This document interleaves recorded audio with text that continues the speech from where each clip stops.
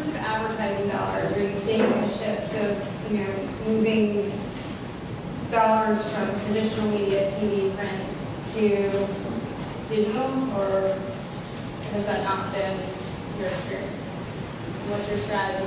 Well, when Bob and I first met in 2005, he had 300 people in one office. Now he has 1,000 people just in New York.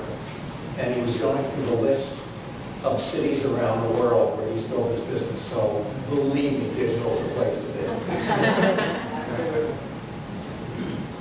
Again, I think for me, the digital is a big word. So for me, it's how do you reallocate some of the resources within digital. So, again, historically, probably most folks were spending a lot of money on display and search. I think now, at least from a Royal perspective, we're spending a lot of money on content development. Just going back to my path to purchase piece and the need to make sure we are where the consumer is and they're looking for information or education. That costs money, so you have to create that content. So it's an increase, obviously, in the overall amount that we're spending on digital to match where people actually spend their time. And then within digital, shifting it to the areas that are really critical in terms of getting consumers to eventually provide it, which is really good. I'll just mention that Mark was with Dominic and a lot of the traditional agencies now. They really need to transition into so-called digital. So, and they have, and are. And then David Sable, who works with Shelley, comes from London, which is pretty much a digital offering. And he's now the CEO of Lionel. So you're starting to see it's not really digital versus traditional. It's really just transitioning into where the spend is. And I think that all agencies are working hard at making that transition. And our clients are nervous. They're on a continuum. So, I work with the Kansas Soup Company, and they're a wonderful company. They have a very broad audience. Everyone in this room, well, maybe not in this room, but David said to me, there are other Kansas Soup. I said, yes, there are, and I was wrong. So, but for the most part, they are everywhere. And for them, they get it. They know they need to do it, but back to metrics, it's still not big enough. On the other hand, everyone knows they need to engage in a relationship with their customers and consumers. And everyone is struggling to keep margins. And when you have a consumer that can go into a store, right, and find out if they can buy the product cheaper elsewhere, you better give them some really good reason why they have to pay more for your product. You have to engage in a relationship with them. You have to have a two-way conversation. You have to be able to give them information when they need it. And that means that you have to be, you talk about the funnel. The journey from thinking about a brand to buying a brand is a long journey. And there's a lot of distraction along the way. We are watching TV, we're on our iPad. Actually, I've been impressed, not a lot of BlackBerry stuff going on here. You must really be interested. But for the most part, if you do it, you're talking to your husband at dinner. And he's talking to me under the table with his BlackBerry. I want to smack him. So you have to find a way to be there. And we are armed with information when we go in and buy a car or a computer or anything you're going to spend more than $3 on, you're going to research it because we can. And if you're not there, engaging and giving information, then you're going to lose out. And so now we are being much more holistic. But it gets back to what you were saying, Mark. What does the brand stand for, period? Wherever you interact with the brand. And how we communicate the information we give changes because we give you the information, where you need it, when you need it, in a form that makes sense in that medium, and then the money follows. But things change, and they change by client category.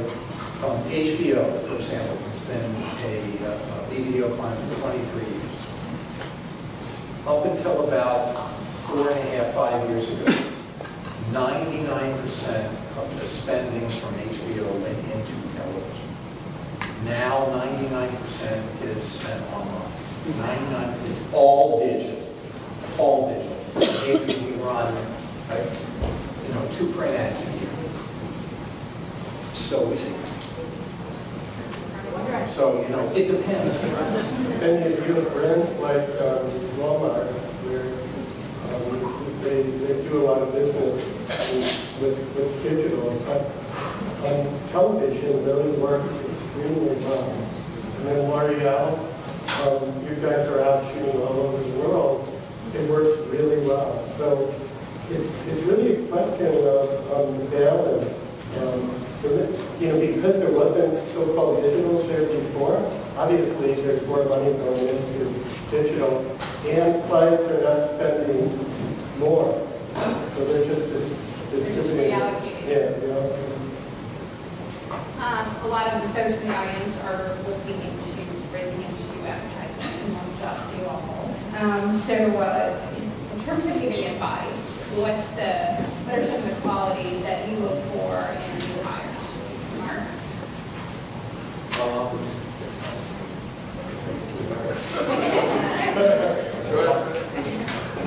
There are 3 things that I look for in order of importance. The first is fearlessness, because you're going to get asked to do a lot of things that are scary, and you can't be afraid. So fearlessness is the first thing. The second thing is the ability to listen. I'm fond of saying that nobody ever learned anything when they were talking. So you have to listen, because that's how you learn, that's how you get smart. And the third thing is be a simplifier. There are very few people in this world who know how to listen and absorb information and then say, so what you're really telling me is this. People go, oh yeah, that's right. There are a lot of people who can complicate things, but the complicators are not the kind of people, for instance, that Mark wants sitting on his business counseling him. He needs simplifiers. Clients need people who can digest all this data, all this information, and simplify it. I think passion is very important. I think I could talk to you for another 3 hours about the path to purchase. I mean, some of the members of my team are still in the room. They can tell you that sometimes I just want to tell them to shut up because I always talk about it for hours. But it's important to have people that are passionate, because I think this is one of the most exciting times as a marketeer, right? Because everything is being transformed and changed. So you have to be passionate to drive that change. I think that's very important. Imagining ambiguity is very important, because again, everything is changing, is transforming itself. So being comfortable and not having everything perfectly kind of defined and being comfortable with sharing these things is very important. And the last piece is probably entrepreneurship. I think we have to reinvent ourselves as a company. Everything is transforming itself. The way we're doing business 20 years ago, 10 years ago, 5 years ago. I mean, you mentioned it, right? And the whole way the store of the future is going to be dramatically different versus what it used to be. So we need entrepreneurs and people that have that vision in terms of how they would want to transform the business with us all together. So I think those would be really good passion, managing integrity, and entrepreneurship. Shelley, you want to? I mean, obviously, ditto, but so there are, you said 3, I'm gonna do 4. So I'll add one afterwards. and again, a lot of these are just different ways of articulating the same notion. So imagination, right? Anything, you can imagine it, you can do it. If you can imagine it, it can be done, right? Innovation, that's the constant reinvention. Intelligence, I mean, we just want smart people. And not everyone's smart in the same way. Smart as in inquisitive and curious and just always looking for an answer. And the last one, and maybe the most important to me, and I think to my company, integrity. I mean, what I love about this generation is you guys have values, and it should be so important to you. You should walk in and say, does this company have the same values that I have? If you're a woman and you want to know that I can work in a company where a woman can be the CEO, or where I can have a kid, I have 3 kids, and I work with people who respect that. That's really, really important to me. And there are people here who have causes that they're passionate about. And I think that is the most amazing thing. And as a company, you know, my CEO is just passionate about Israel, and he goes all the time. And we have to give people that opportunity to bring what they find important to them personally into our company, because that will make us all much better. And I just don't want to lose that. That is. If you think about the shows that you watch, if you carve out a lot of the stuff that you DVR, but you don't really admit to DVR, there's great original content now on television. A lot more than 5-10 years ago. I mean, wonderful programming. That's happening around the world. So I don't think that just because cities are getting bigger, it will necessarily change how it affects the media world.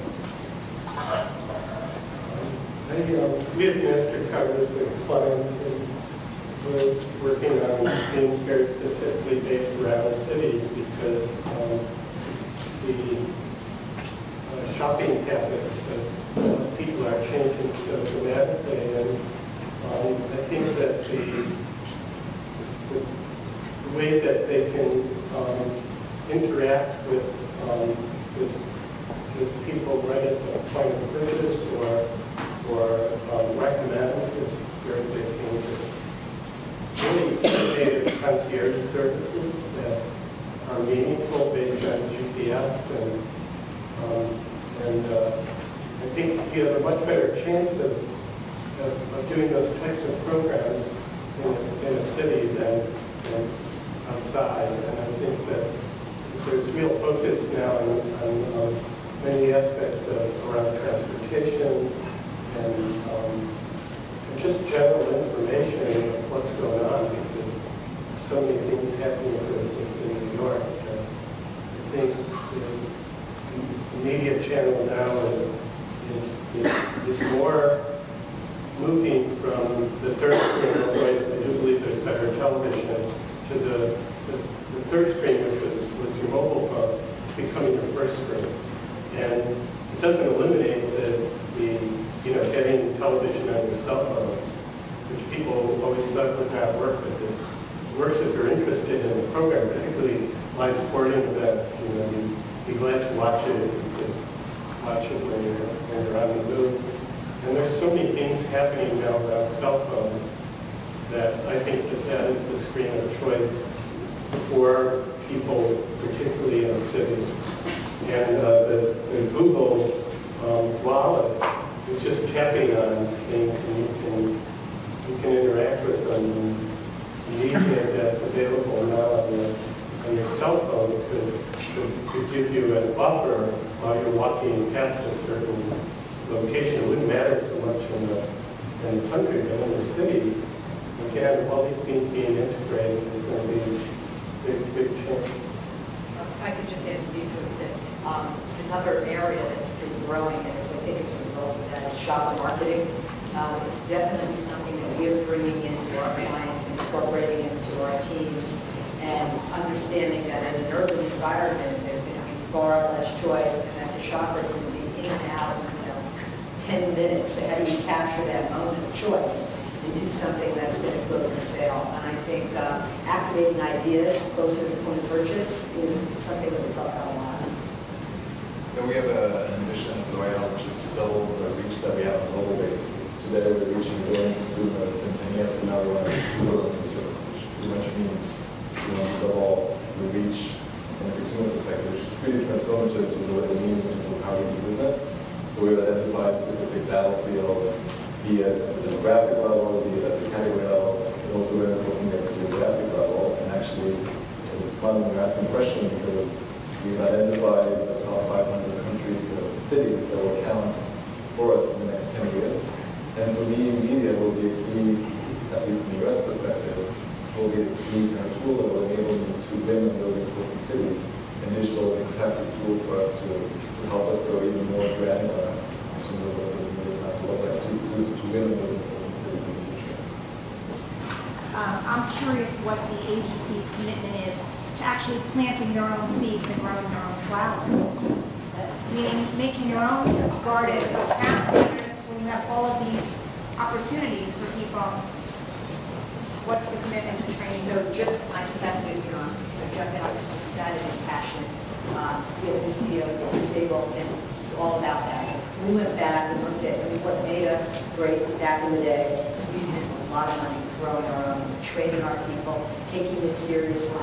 And again, people they're absolutely engaged in a company. If you're learning, if you're being taught, you know how much business school costs, or really law school. And you speak to your retention issues as well. That's huge, yeah. It's absolutely, absolute top priority for our company to go back to really reinvesting in training. Absolutely. I just asked because I find that so many people ask that with talent that can, quote, hit the ground running. And what I find fascinating about that is the candidate who's seeking a job does not want to hit the ground running. They want to go to a place and learn something. I think an employer needs to expect 50% from a candidate that fits into the hit the ground running. And I think if they really want to entice talent, they have to offer up the other 50% to turn them on and inspire them when they get to the job, and then keep them. From our perspective, we've been working on RJ University now for quite a while, and we've been adding more courses, and there's quite a lot of, because in New York we have quite a large number of adjunct professors here naturally because of the way the university system works.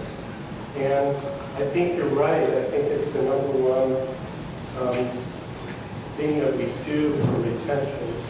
And then it's also one of the major ways in which we bring people that are already working for us into new opportunities. And account management is something that really requires a fair amount of training.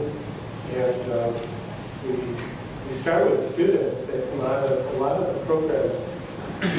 We recruit very specifically people from certain universities because they really have the best programs, and then we train them. And it's also a lot less expensive because they're coming in with master's degrees or whatever, and then they're going through a training program. And as opposed to bringing in somebody very senior from an agency, and then it takes us still a year to train them. They're both good ways to do it, but the training of younger, talented people, I think, is actually far more, it's working far better for us than the opposite way. I'm personally fascinated with China, with all the consumers there and how they will make massive impacts on the future of consumerism and media. I'm wondering if you have any good stories or insights as to how the Chinese consumer has proven to be surprisingly different from the Western consumer and how that might play out. I have a story. So I think we make some assumptions that there are universal truths when we market a product. And I think there are certain companies that have done it really well. So I'll use an example from a company that's done it well. P&G has done it exceedingly well. Colgate has done it exceedingly well. And I think the reason that they have is they understood. So let's take oil Olay. You think beauty is the universal truth, right? Every woman wants to have beautiful skin. So you assume that if I create a campaign around skin and beauty and I bring it to China, the Chinese consumer woman is going to just love it and start to buy it. What happened was they didn't. And so what they did is they did research in the homes where they just sort of observed the woman's behavior and her beauty routine. And they found that in the morning what she did, the cream she put on her face, was to brighten her skin and lighten her skin. And that's how that was in her world, that was beauty. So they repositioned the product around lightening and brightening, and all of a sudden it became much more relevant, to that consumer. So I think you have to make an assumption that there are no universal truths, and that you have to have a really good sense of the cultural triggers, that will connect and make your product extremely relevant. The same with Pampers. They found that the early adapters of Pampers were the grandmas. Because because the moms didn't want to do it, because they felt like it made them look like they were a bad mom. But the grandmothers who were taking care of the kid while mom went to work, she was okay with giving them a shot. So, it's those kinds of things, and I think that's what makes our jobs, people who work on global brands, so incredibly fascinating. We're going to open in Shanghai in the next few months, and I can tell you that it's the only place I'm really nervous about opening, because almost all the digital agencies that have opened there have truly struggled. And some of the agencies that do the best, like Ogilvy as an example, does very well. They've been there for many, many years. But to get into that particular location and do well with new media and new applications, and it's very, very challenging. So I don't really have an answer for you, except for the fact that almost everybody that's open, coming at it from the space that I'm in, has really struggled. So it's got to be because it's a very difficult location to understand. And talent is a real issue. Talent It's a real issue. You go into that market, and culturally, when you're and you meet local talent, it's a whole other world. I think we're out of time, so I want to thank the panelists, both Mark, Scott,